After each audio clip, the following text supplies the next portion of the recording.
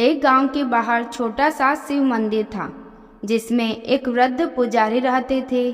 एक दिन एक गरीब माँ अपने नन्हे से बालक को मंदिर के द्वार पर छोड़कर चली गई।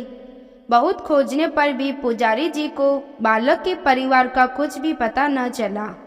जब गांव का कोई भी व्यक्ति उस बालक का लालन पालन करने को तैयार न हुआ, तो पुजारी जी ने भगवान शिव की इच्छा समझकर उसे अपने पास रख लिया और उसका नाम भोला रख दिया। गांव के श्रद्धालु भक्तों से जो कुछ प्राप्त होता, उसी से भगवान शिव का, पुजारी जी का और बालक भोला का किसी तरह गुजारा चलता। यदि किसी दिन कम भी पड़ता तो पुजारी जी बालक और भगवान को भोग लगाकर स्वयं गंगा जल पीकर रह जाते। धीरे धीरे भोला बड़ा होने लगा। अब वह पुजारी के कामों में हाथ बटाने लगा। वृद्ध पुजारी जी के थके हारे हाथों को कुछ आराम मिलने लगा। इसीलिए उन्होंने भोला को मंदिर की सफाई, भगवान शिव की पूजा, उनको भोग लगाने, उनकी आरती करने की विधि अच्छी तरह से समझा दी। अब वे स्वयं भगवान शिव के नाम जप और संकीर्तन में समय व्यतीत करने लगे। एक दिन भगवान शिव के मंगलकारी नाम शिव शिव का जप करते हुए उनके प्राण छूट गए। अब बालक भोला का इस संसार में भगवान शिव के सिवा और कोई सहारा न रहा। उसने पुजारी जी की ये 3 बातें कभी नहीं भूली। भगवान भोलेनाथ शिव शंकर को ताजी गर्म रसोई का ही भोग लगाना, भगवान को भोग लगाए बिना स्वयं कुछ भी नहीं खाना, भगवान शिव पर विश्वास रखकर कभी भी किसी भी वस्तु का संग्रह न करना, बासी भोजन का भी नहीं।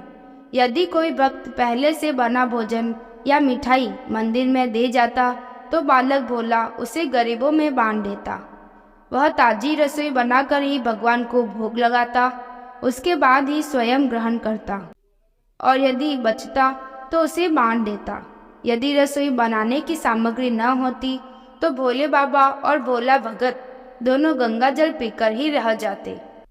एक बार बरसात का मौसम आया और 3-4 दिन तक मूसलाधार वर्षा होने से मंदिर में एक भी भक्त नहीं झांका। भोला अपने भोले बाबा को गंगा जल का ही भोग लगाता और उसे ही पीकर रह जाता। भोले बाबा बालक की भक्ति और सहन शक्ति की परीक्षा लेते रहे, किंतु आखिर में अपने भक्त बालक को भूख से तड़पते देख उनसे रहा न गया।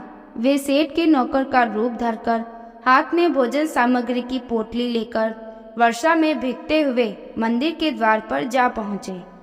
उन्होंने आवाज लगाकर भोला को बुलाया और उसके हाथ में पोटली देते हुए बोले, सेठ जी ने यह कच्चा राशन भेजा है, इससे रसोई बनाओ, भोजन लगाओ और स्वयं भी प्रसाद पाओ। मैं कल फिर आऊँगा। भोला भगत ने आशीर्वाद देकर उसे विदा किया और सूखी गीली लकड़ियों के धुएं में गर्म रसोई बनाकर भोले बाबा को भोग लगाया। पूरे बरसात के मौसम में भोले बाबा नौकर के वेश में भोला भगत को सीधा देने आते रहे और स्वयं भी गर्मा गर्म रसोई का भोग पाते रहे। एक दिन भोला भगत ने सोचा कि सेठ जी को सीधा भेजते हुए 4 महीने हो गए, किंतु वे स्वयं कभी मंदिर में भोले बाबा का प्रसाद ग्रहण करने नहीं आए। अगले दिन जब भोले बाबा नौकर के वेश में सीधे की पोटली देने आए तो भोला भगत उनसे बोला, भाई, तुम्हारे इतने धर्मात्मा सेठ जी कभी स्वयं मंदिर में प्रसाद लेने नहीं आए, इस कारण मेरा हृदय अत्यंत दुखी हो रहा है। अपने सेठ जी से कहना कि कल वे भी मंदिर में प्रसाद ग्रहण करने अवश्य पधारे। सुनकर नौकर बने भोले बाबा चौंक कर घबरा उठे और बोले, पुजारी जी, सेठ जी मेरे द्वारा आपको सीधा भेजते हैं। आप इससे भगवान को भी भोग लगा लेते हैं और स्वयं भी प्रसाद पाते हैं। फिर सेठ जी को बीच में बुलाने की क्या जरूरत है? जैसा चल रहा है वैसे ही चलने दीजिए ना। भोला बोला, ऐसे कैसे चलने दूं?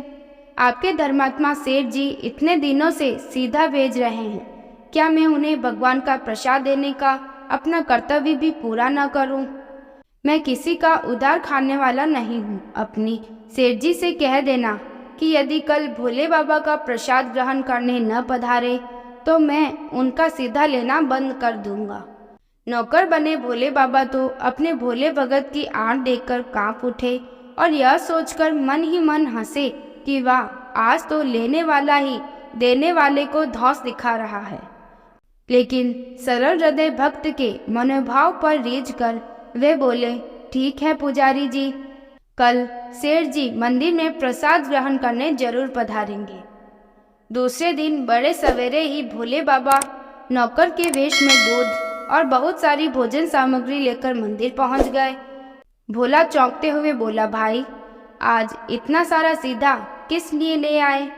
नौकर बने भोले बाबा बोले, पुजारी जी भूल गए क्या, आज आपने सेठ जी को प्रसाद के लिए बुलाया है, इसीलिए आप चख कर रसोई बनाइए और भोले बाबा को भोग लगाइए। हाँ, यह तो बता दीजिए कि सेठ जी किस समय पधारे।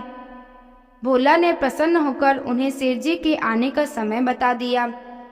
अब भोला भगत की इच्छा पूर्ण करने के लिए भोले बाबा कैलाश पर सेठ का रूप धारण करने लगे। इधर अपने स्वामी को एक प्यारे भक्त के यहाँ जीवने जाने का समाचार सुनकर ममतामयी अन्नपूर्णा माँ पार्वती भी भला कैसे पीछे रहती। वे भी पति की आज्ञा लेकर सेठानी का रूप धारण करने में जुट गई। भोले बाबा ने अपने गले से मुंडों की माला उतार दी, शरीर पर लगी भस्म, कमर पर पहना हुआ बाघंबर और बाहों और कानों में पहने सांपों के हार भी उतार कर रख दिए। उन्होंने एक मखमल का सुंदर कुर्ता धारण कर लिया, अपनी जटाएं सीधी कर गंगा और चंद्रमा को उसमें छुपा लिया और ऊपर से एक सुंदर रंग बिरंगी पगड़ी पहन ली। सदैव नंगे पैर विचरण करने वाले शिवजी ने अपने पैरों में रेशमी जूतियां धारण कर ली। हाथ का त्रिशूल और डमरू भोले बाबा ने नंदी के हाथ में थमा दिया और अपने हाथ में एक सुंदर छड़ी लेकर पार्वती जी के तैयार होने की प्रतीक्षा करते हुए कैलाश पर चहलकदमी करने लगे। इधर पार्वती जी घंटों से श्रृंगार करने में जुटी हुई थी। उन्होंने आज अपने पतिदेव के नगर में बनी सुंदर बनारसी साड़ी निकालकर पहनी, जिसका रंग सेठ बने शिवजी के कुर्ते से मैच कर रहा था। उन्होंने सोने चांदी हीरे के जगमगाते हुए आभूषण धारण कर लिए, पैरों में सुंदर सैंडल पहन ली, बगल में सुंदर सा पर्स दबा लिया और भोले बाबा के बार बार आवाज लगाने के बाद श्रृंगार कक्ष से बाहर निकल कर आई। जब पार्वती जी और शिवजी ने एक दूसरे को सेठ सेठानी के वेश में देखा तो वे चकित होकर एक दूसरे को निहारते ही रह गए। दोनों एक दूसरे को देख देख कर निहाल हुए जा रहे थे। इससे पहले उन्होंने कभी एक दूसरे का ऐसा सुंदर रूप देखा ही नहीं था। जब भगवान गौरी शंकर सेठानी सेठ का रूप धरकर कैलाश से अपने भक्त के यहाँ दावत उड़ाने चले तो गणेश, कार्तिकेय, नंदी, ऋषि मुनि, देवता, देवांगनाएं आदि सभी उन्हें देखकर ठगे से रह गए।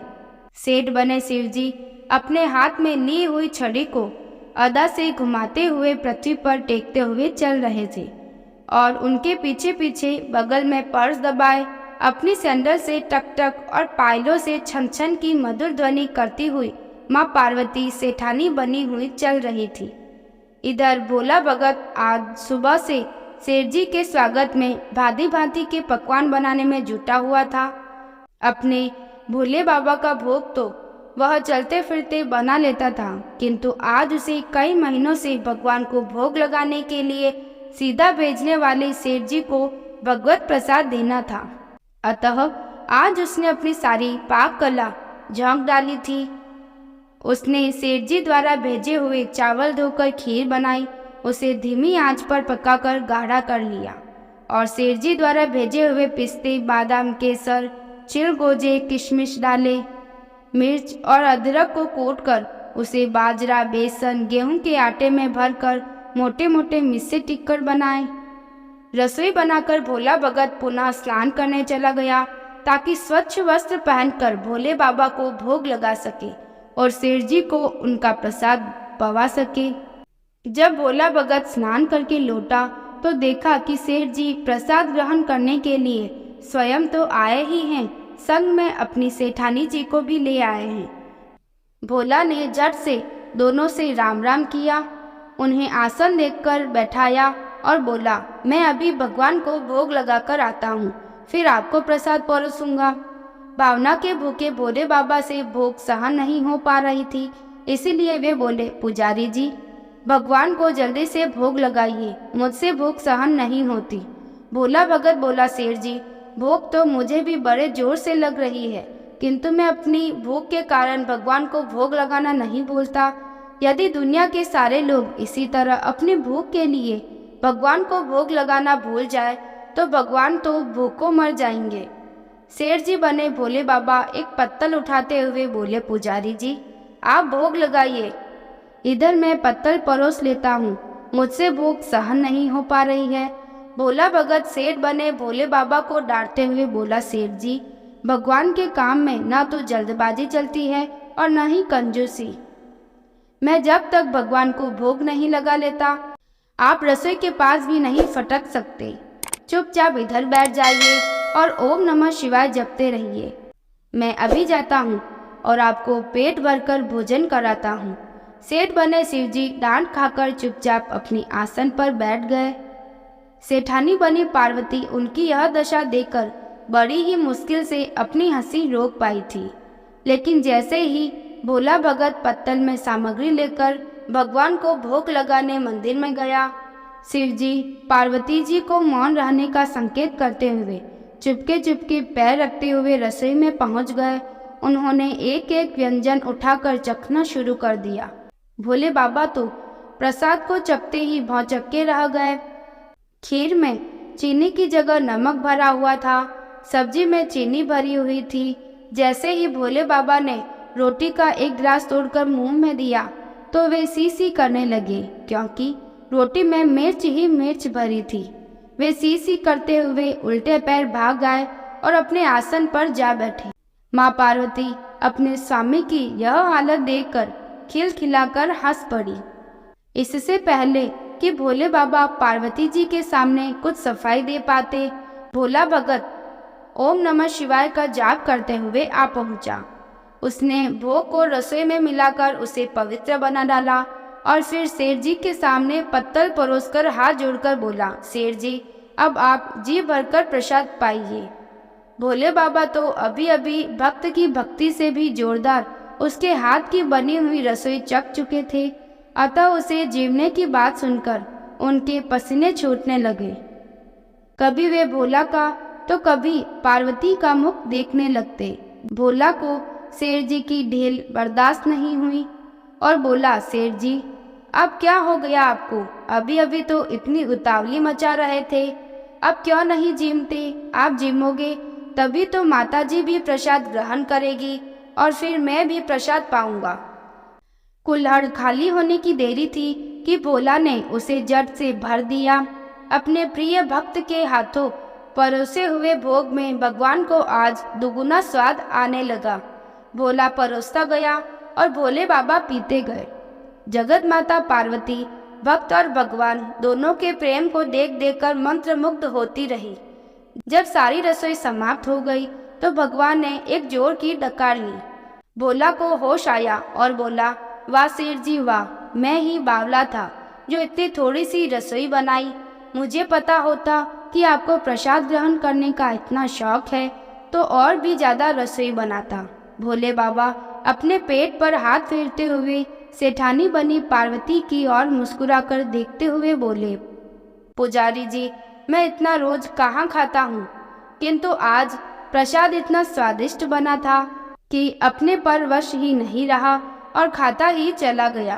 किंतु तभी भोला भक्त रुआसा होकर बोला, सेठ जी, वह तो आपने ठीक किया, लेकिन माताजी तो भूखी ही रह गई।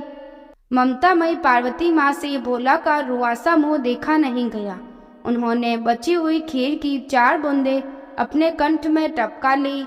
भोला बाबा द्वारा भोग लगाने से प्रसाद में अद्भुत अलौकिक स्वाद भर गया था। ऐसी सुगंधित और मीठी खीर चखकर जगत जननी आकंठ तृप्त हो गई और उनके तृप्त होते ही सृष्टि का प्रत्येक प्राणी भी तृप्त हो गया। भोला भगत बोला, सेठ जी, आपने और माताजी ने प्रसाद ग्रहण कर लिया, इससे मुझे अत्यंत संतोष हुआ है। समझ लीजिए कि आप दोनों द्वारा प्रसाद ग्रहण करने से मेरा भी पेट भर गया है। मेरी तो वैसे भी महीनों में 4-4 एकादशी हो जाती है, किंतु मैं भी एक दाना ले ही लेता हूँ जिससे भोले बाबा का प्रसाद का अनादर ना हो। यह कहकर जैसे ही भोला ने खीर के पात्र में लगा चावल का एक दाना उठाकर अपने कंठ में डाला, उसकी जन्म जन्मांतर की भूख प्यास मिट गई और समस्त वासनाओं और इच्छाओं की तृप्ति हो गई। उसके ज्ञान के नेत्र खुल गए। उसने देखा कि उसके सम्मुख त्रिलोकीनाथ भगवान शंकर और जगत जननी माँ पार्वती आशीर्वाद की मुद्रा में मुस्कुराते हुए खड़े हैं। भोला दौड़कर उनके चरणों में लौटता गया और उन्हीं में समा गया।